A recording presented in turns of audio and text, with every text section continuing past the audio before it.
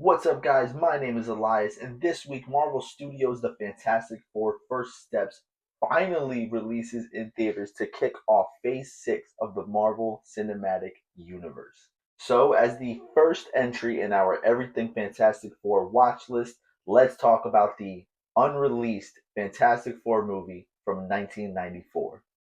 One does not simply talk about the quality of 1994's technically unreleased Fantastic Four film without first mentioning the story behind its infamous conception. Though the Fantastic Four made their comic book debut in 1961, filmmakers were trying to crack the code on how to make a live action version of Marvel's first family in the 1980s. So story has it that German producer Bernd Eichinger, I think I'm saying his name correctly, met with the legendary Stan Lee in 1983 to purchase the property's film rights for $250,000. But he didn't team up with late producer Roger Corman until 1992 to produce it for a measly $1 million due to the rights at risk of expiring. Music video director Ole Sassoon helmed the project based on a screenplay by Craig J. Nevian and Kevin Rock, and The Fantastic Four was shot and completed by early 1993, with principal photography lasting a mere 21 days, which is highly unusual and completely unheard of for comic book movies nowadays. Here's the thing.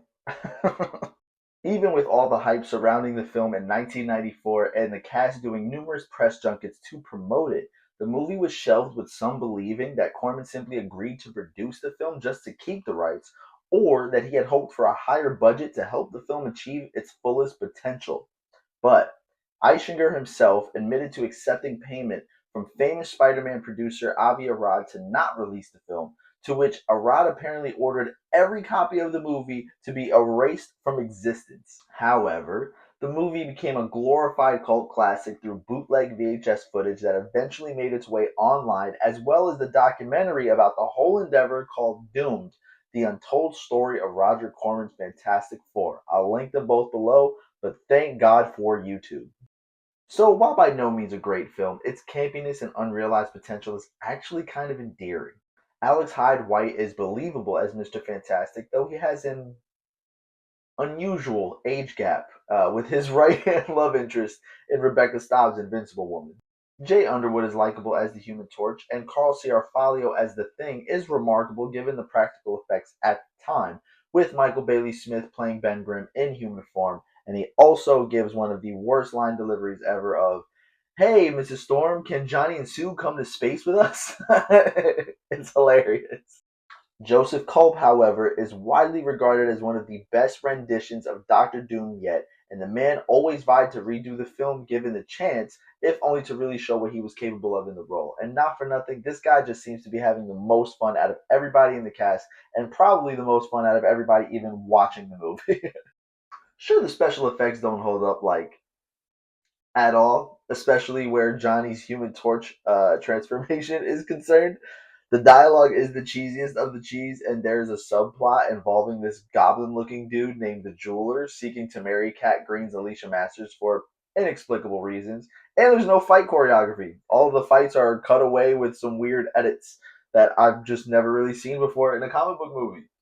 Nevertheless, it's probably the most fun adaptation of Jack Kirby's source material and almost serves as a love letter to the comic book movies of the old days. Not saying it's a good film, but it is pretty fun to watch. I mean, I think it's pretty clear that the filmmakers behind this movie were well intentioned and pretty passionate in attempting to make this borderline dumpster fire of a B movie actually good and coherent. At least it's hilariously goofy and just a fun one time watch, if only just to see how far the most popular team in comic book movies has come. If this is one of your top favorites, though, you may need to reevaluate your life choices. That's it for today, guys. So let me know in the comments if you have seen the Fantastic Four from 1994. What did you think of it? What were your favorite parts? What were your least favorite parts? And are you excited for First Steps? If you like this video too, consider hitting that like button and make sure you share this video so others can join in on the conversation too. But until next time, guys, take care and God bless.